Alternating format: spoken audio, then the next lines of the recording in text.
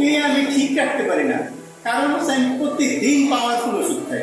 আমার ওয়াইফ তিনটা পরকীয়া করলো।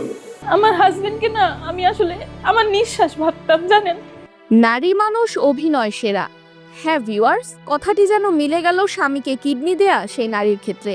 কিছুদিন আগে কাঁদতে কাঁদতে ফাঁস করেছিলেন ভালোবেসে যে শখের পুরুষকে কিডনি দিয়েছেন সেই স্বামী নাকি কিডনি পাওয়ার পর পরকীয়ায় জড়িয়ে তাকে মারধর করে বাড়ি থেকে বের করে দিয়েছে।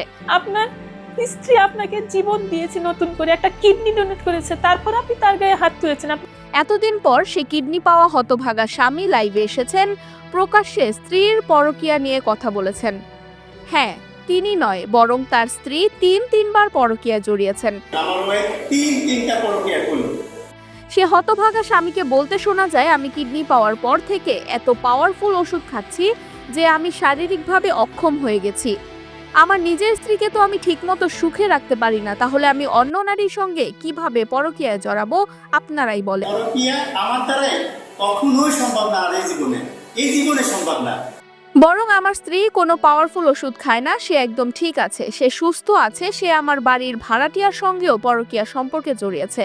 কিন্তু আমি কোনো পরকীয়ায় জড়াইনি, কারণ আমাকে অনেক পাওয়ারফুল ওষুধ খেতে হয়। আপনারাই বলেন, আমার স্ত্রী এত সুন্দরী, সে স্ত্রীকে রেখে আমি কি অন্য কোনো নারীর কাছে যেতে পারি, যেখানে আমি এত পাওয়ারফুল ওষুধ খেয়ে রীতিমতো শারীরিকভাবে অক্ষম হয়ে গিয়েছি?